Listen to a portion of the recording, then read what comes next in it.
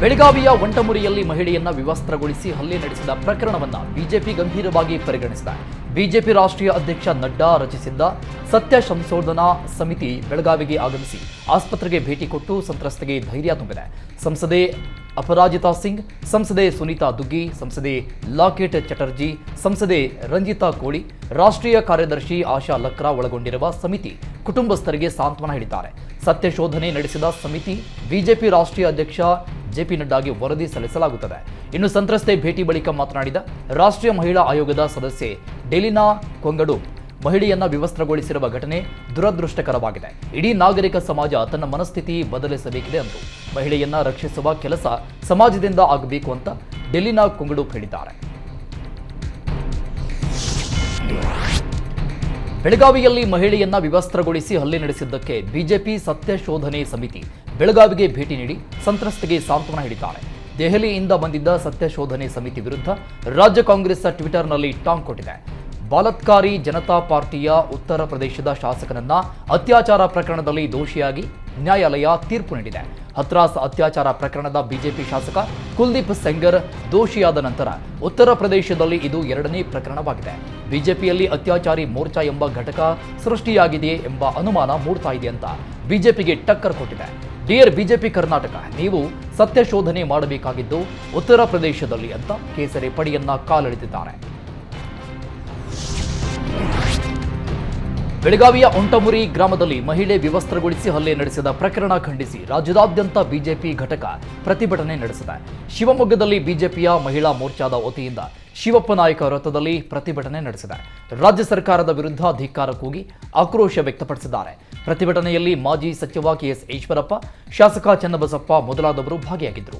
ಇನ್ನು ಮಡಿಕೇರಿಯಲ್ಲೂ ಜಿಲ್ಲಾ ಬಿಜೆಪಿ ಪ್ರತಿಭಟನೆ ನಡೆಸಿ ಮಹಿಳೆ ಮೇಲಿನ ಹಲ್ಲೆಗೆ ರಾಜ್ಯ ಸರ್ಕಾರವೇ ಹೊಣೆ ಅಂತ ಆರೋಪಿಸಿದೆ. ಅಧಿಕಾರ ನಡೆಸಲು ಸಾಧ್ಯವಾಗದಿದ್ರೆ ಬಿಟ್ಟು ತೊಲಗಿ ಅಂತ ಕಿಡಿಕಾರಿದ್ದಾರೆ. ಇತ್ತ ತುಮಕೂರು, ಗದಗ ಮತ್ತು ಬಾಗಲಕೋಟೆಯಲ್ಲೂ ಬಿಜೆಪಿ ಘಟಕ ಪ್ರತಿಭಟಿಸಿದೆ. ಸಿಎಂ ಸಿದ್ದರಾಮಯ್ಯ ವಿರುದ್ಧ ಧಿಕ್ಕಾರ ಕೂಗಿ ಆಕ್ರೋಶ ವ್ಯಕ್ತಪಡಿಸಿದ್ದಾರೆ. ಮಾನವ ಸರಪಳಿ ನಿರ್ಮಿಸಿ ಟೈರ್ಗೆ ಬೆಂಕಿ ಹಚ್ಚಿದ ಬಿಜೆಪಿ ಕಾರ್ಯಕರ್ತರು ಆಕ್ರೋಶ ವ್ಯಕ್ತಪಡಿಸಿದ್ದಾರೆ. ಗೃಹ ಸಚಿವ ಜಿ ಪರಮೇಶ್ವರ್ ರಾಜೀನಾಮೆಗೆ ಒತ್ತಾಯಿಸಿದರು. ಪ್ರತಿಭಟನೆ ವೇಳೆ ಹಚ್ಚಿದ್ದ ಟೈರ್ ಹೊಗೆಯಿಂದ ಬಿಜೆಪಿ ಕಾರ್ಯಕರ್ತೆ ಶಾರದಾ ಸಜ್ಜನ್ ಅಸ್ವಸ್ಥರಾಗಿದ್ದರು. ಕೂಡಲೇ ಖಾಸಗಿ ಆಸ್ಪತ್ರೆಗೆ ದಾಖಲಿಸಿ ಚಿಕಿತ್ಸೆ ಕೊಡಿಸಲಾಯಿತು. ನೀವು ಪೋಷಕರಾಗಲು ಕಾಯುತ್ತಿದ್ದೀರಾ? ಚಿಂತಿಸದಿರಿ. ಓಯಾಸಿಸ್ ಫರ್ಟಿಲಿಟಿ 90,000 ದಂಪತಿಗಳ ಜೀವನದಲ್ಲಿ ಸಂತೋಷವನ್ನು ತಂದಿದೆ. 7825893601ಗೆ ಕರೆ ಮಾಡಿ. ಅತ್ಯದ್ಭುತ ರಿಯಾಯಿತಿ ಪಡೆಯಿರಿ ಹಾಗೂ ಎಲ್ಲರಿಗೂ ಗುಡ್ ನ್ಯೂಸ್ ಕೊಡಿ. ಸಂಸತ್ ಮೇಲೆ ಸ್ಮೋಕ್ ದಾಳಿ ಬಳಿಕ ಮೌನವಾಗಿದ್ದ ಕಾಂಗ್ರೆಸ್ ನಾಯಕ ರಾಹುಲ್ ಗಾಂಧಿ ಕೇಂದ್ರ ಸರ್ಕಾರದ ವಿರುದ್ಧ ಕಿಡಿಕಾರಿದ್ದಾರೆ. ನಿರುದ್ಯೋಗದಿಂದಲೇ ಇಂತಹ ಘಟನೆಗಳು ಆಗ್ತಿವೆ ಅಂತ ರಾಹುಲ್ ಗಾಂಧಿ ಕೇಂದ್ರ ಸರ್ಕಾರಕ್ಕೆ ಚಾಟಿ ಬೀಸಿದ್ದಾರೆ. ಸಂಸತ್ ಮೇಲಿನ ದಾಳಿಗೆ ಕೇಂದ್ರ ಸರ್ಕಾರವೇ ನೇರ ಹೊಣೆ ಅಂತ ಆರೋಪಿಸಿದ್ದಾರೆ. ಸಂಸತ್ನಲ್ಲಿ ಸ್ಮೋಕ್ ದಾಳಿ ನಡೆಸಿದ ಆರೋಪಿಗಳಿಗೆ ಪಾಸ್ ವಿತರಿಸಿದ್ದ ಸಂಸದ ಪ್ರತಾಪ್ ಸಿಂಹ ಹೇಳಿಕೆ ದಾಖಲಿಸಲು ದೆಹಲಿ ಪೊಲೀಸರು ಸಿದ್ಧತೆ ನಡೆಸಿದ್ದಾರೆ. ಈಗಾಗಲೇ ಒಂದು ಸುತ್ತು ಪ್ರಾಥಮಿಕವಾಗಿ ಮಾಹಿತಿ ಪಡೆದಿರುವ ಪೊಲೀಸರು ಹೇಳಿಕೆಯನ್ನು ದಾಖಲಿಸಿದ್ದಾರೆ.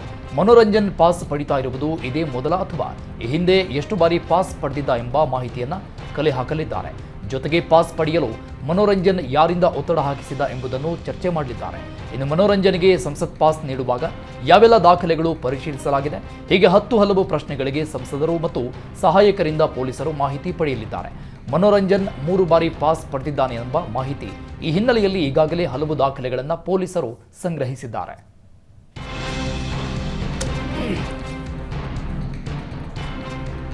ಸಂಸತ್ ಮೇಲೆ ದಾಳಿ ನಡೆಸಿದ ಆರೋಪಿಗೆ ಸಂಸದ ಪ್ರತಾಪ್ ಸಿಂಹ ಪಾಸ್ ಕೊಟ್ಟಿದ್ದಕ್ಕೆ ವಿಪಕ್ಷಗಳು ರಾಜೀನಾಮೆಗೆ ಆಗ್ರಹಿಸಿವೆ. ಇತ್ತ ಬಿಜೆಪಿ ಕೆಲ ಕಾರ್ಯಕರ್ತರು ಮಾತ್ರ ಪ್ರತಾಪ್ ಸಿಂಹ ಅವರೊಂದಿಗೆ ನಾವು ಇದ್ದೀವಿ ಅಂತ ಘೋಷಣೆ ಕೂಗಿದ್ದಾರೆ. ಪ್ರತಾಪ್ ಸಿಂಹ ಅವರ ಭಾವಚಿತ್ರದ ಮುಖವಾಡ ಹಾಕಿಕೊಂಡು ಹಿಂದೂ ಹುಲಿ ಪ್ರತಾಪ್ ಸಿಂಹ ಅಂತ ಘೋಷಣೆ ಕೂಗಿದ್ದಾರೆ. ಪ್ರತಾಪ್ ಸಿಂಹರನ್ನ ಪಾಸ್ ಕೊಟ್ಟ ಮಾತ್ರಕ್ಕೆ ಭಯೋತ್ಪಾದಕ ರೀತಿಯಲ್ಲಿ ಹೇಳಿಕೆಯನ್ನು ಕೊಡಲಾಗ್ತಾ ಇದೆ, ಅಂತವರ ವಿರುದ್ಧ ಕಾನೂನು ಕ್ರಮ ತೆಗೆದುಕೊಳ್ಳಬೇಕು ಅಂತ ಆಗ್ರಹಿಸಿದ್ದಾರೆ. ಪ್ರತಾಪ್ ಸಿಂಹ ಅವರೇ ಫೇಸ್ಬುಕ್ ಮೂಲಕ ಸೂಕ್ಷ್ಮವಾಗಿ ಹೇಳಿದ್ದಾರೆ. ಕೇವಲ ಈತನಿಗೆ ಮಾತ್ರವಲ್ಲ, ಮೈಸೂರಿನ ವಿದ್ಯಾವರ್ಧಕ ಪೊಲಿಟಿಕಲ್ ವಿದ್ಯಾರ್ಥಿಗಳಿಗೆ ಪಾಸ್ ಕೊಟ್ಟಿರುವ ಬಗ್ಗೆ ಪೋಸ್ಟ್ ಹಾಕಿದ್ದಾರೆ. ಸಂಸದರಾಗಿ ಅವರ ಅಭಿವೃದ್ಧಿ ಕಾರ್ಯಗಳಿಗೆ ನಾವು ಅಭಿಮಾನಿಗಳಾಗಿದ್ದೇವೆ ಅಂತ ಪ್ರತಾಪ್ ಸಿಂಹ ಬೆಂಬಲಿಗ ಗೋಕುಲ್ ಗೋವರ್ಧನ್ ಹೇಳಿದ್ದಾರೆ.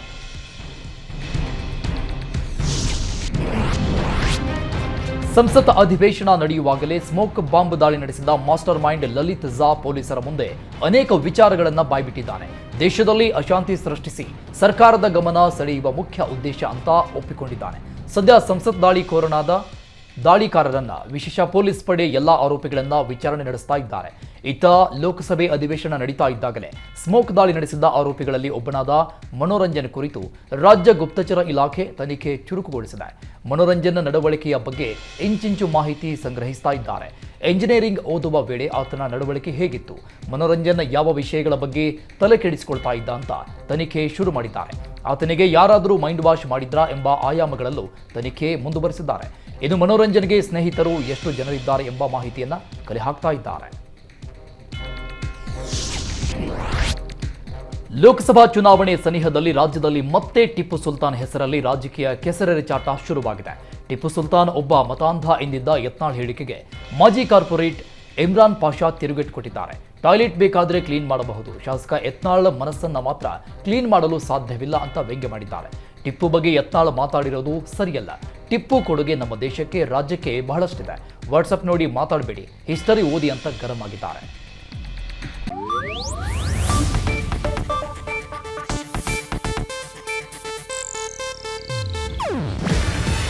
ಇದು ಏಷ್ಯಾನೆಟ್ ನ್ಯೂಸ್ ನೆಟ್ವರ್ಕ್ ಪ್ರಸ್ತುತಿ.